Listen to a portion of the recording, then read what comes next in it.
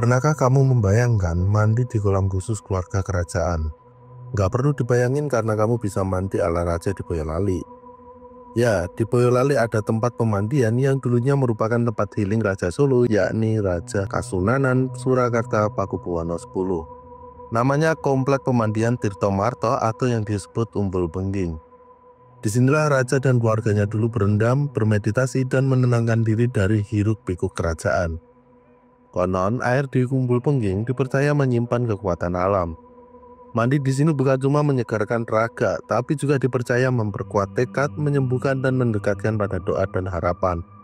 Emang iya? Yuk ikut tribunsolo.com mencoba segarnya tempat pemandian Raja Solo zaman dulu dan menilik sejarahnya.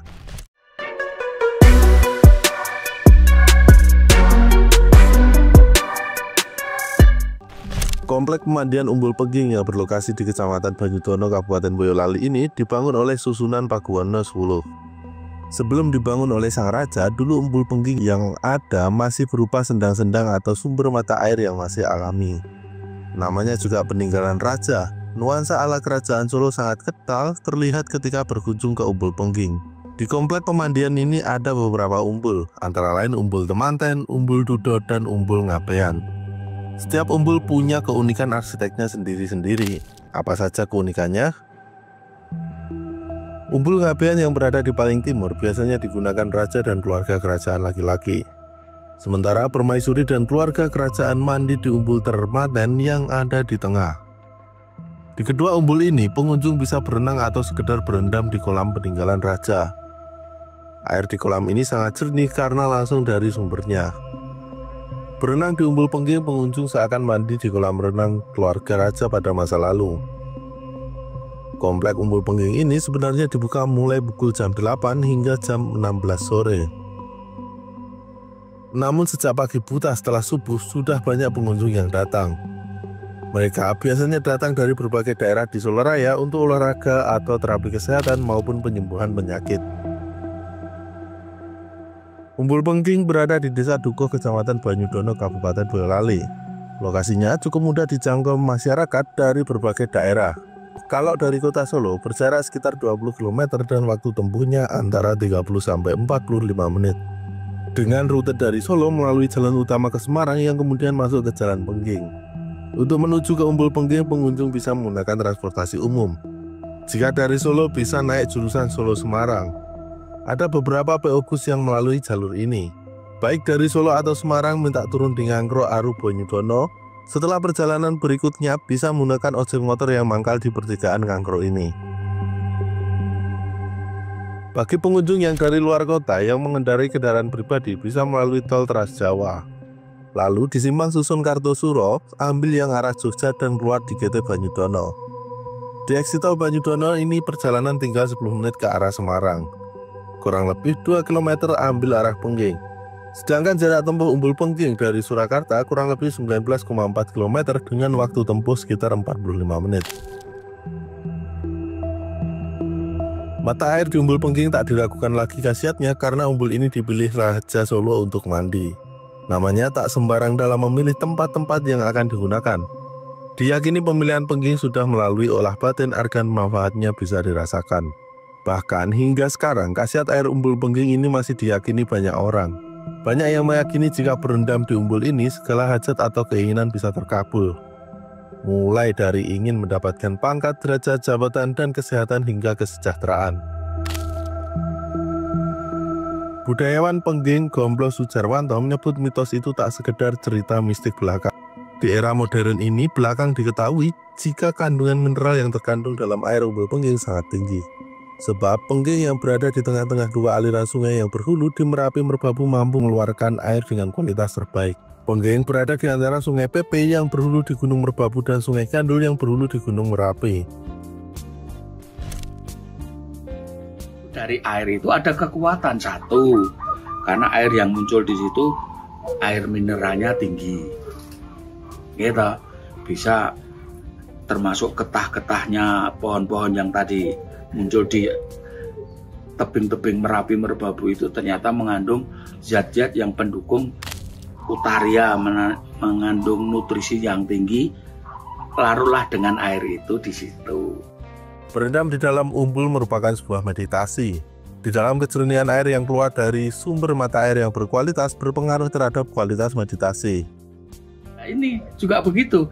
Anak aku meditasi dengan air yang jernih, dengan air yang dan buatan Tuhan langsung dari brom, langsung dari mata air langsung, dan kandungan mineralnya tinggi.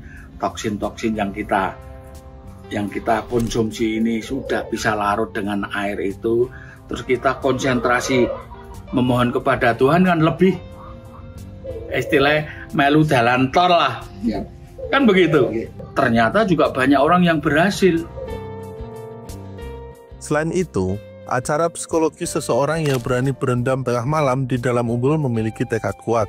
Apalagi berendam di umbul pada malam Jumat Pahing. Ya, biasanya masyarakat yang ingin berendam di umbul ini pada malam Jumat Pahing. Tapi yang ramai dulu malam Jumat Pahing, Selasa Kliwon. Ada yang mengambil istilah dino jumlah petang puluh itu loh mas. Satu contoh Selasa Kliwon, Rebo Legi, Kamis Pahing, 3 malam terus. Masalah apa ya? Masalah nek kungkung kuno engko sukses dan sebagainya, itu sukses dan tidak itu kan tergantung Tuhan, tergantung Allah lah ya. Mengenai sejarahnya, sebenarnya apa sih tujuan Raja Solo dulu membangun Umbul Pengging? Apa hanya bertujuan sebagai tempat peristirahatan? Jadi di masa kejayaan Keraton Kasunanan Surakarta, kala itu Raja memang banyak membangun pasanggrahan atau penginapan yang merupakan miniatur istana atau istana kecil yang dibangun di luar istana negara. Pesanggrahan biasanya digunakan Raja untuk istirahat atau untuk menenangkan diri di luar istana negara. Nah, Umbul Pengging ini merupakan salah satu pesanggrahan Ngaksipurna yang dibangun oleh Raja Solo. Di mana bagian pesanggrahan Ngaksipurna meliputi Masjid Ciptomulyo dan komplek makam Astana Luhur. Dipilihnya Pengging sebagai miniatur kerajaan Solo bukan tanpa alasan loh. Pemerhati sejarah kota Solo KRMAPL Nuki Adiningrat menyebut Pengging merupakan tanah yang diberkahi. Jauh sebelum pesanggrahan ini ada, tanah Pengging sudah menjadi pusat peradaban manusia.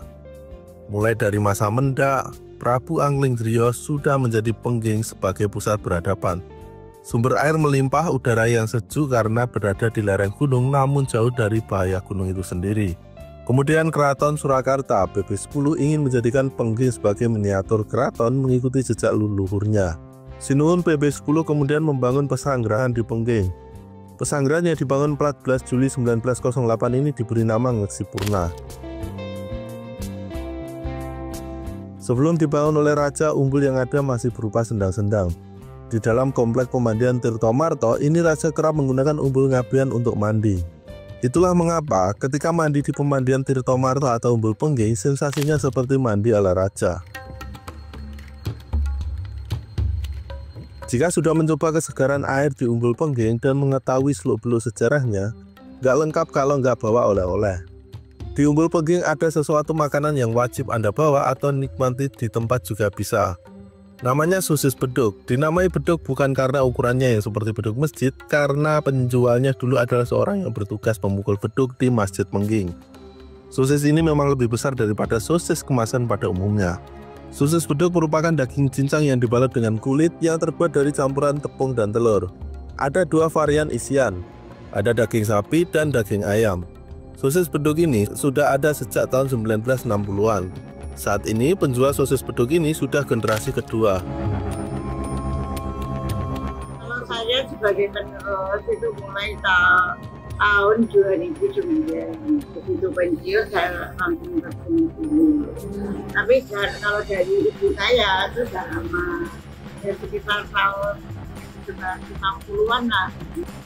Sosis beduk ini diambil dari nama karib ayahnya. Ayahnya bernama Karyo Prawiro. Sunan Pakubuwono X kemudian memberikan mandat untuk memukul beduk di Pengging sebagai tanda waktu sholat. Apa-apaan panggilannya Mbak Karyo begitu. Seiring berjalannya waktu, ayah ibunya kemudian membuat usaha jualan sosis. Sosisnya kemudian dikenal sebagai sosis Mbah Beduk. Dia mengaku tetap mempertahankan cita rasa sosis yang diturunkan ibunya. Sehari bisa laku berapa Bu? Tergantung satunya. Kalau ramai begitu ya satu hari itu gantung 10 kilo habis. Berapa biji Bu? Ya kira-kira ya kurang lebih 500. Sosis beduk ini bisa dibeli di salah satu kedai yang tak jauh dari Umbul Pengging. Tepatnya di pojok alun-alun Pengging, penjual sosis beduk ini merupakan generasi kedua. Sosis beduk ini sudah dibeli dari berbagai daerah di Indonesia. Bahkan sosis beduk ini pernah dibawa ke Qatar. Bahkan sampai di Qatar itu pernah. Itu temen adiknya teman saya. Itu tugasnya kerjanya di sana. Ya, pulang bawa lalu ini sampai sana tidak apa-apa. Jadi kapan kamu ciblon alias mandi di Umbul Pengging Boyolali lalu menikmati sosis beduk? Jangan lupa berangkat lebih pagi agar suasana sejuk dan terik matahari belum begitu menyengat. Sampai jumpa di liputan travel selanjutnya ya. Download Tribun X sekarang, menghadirkan lokal menjadi Indonesia.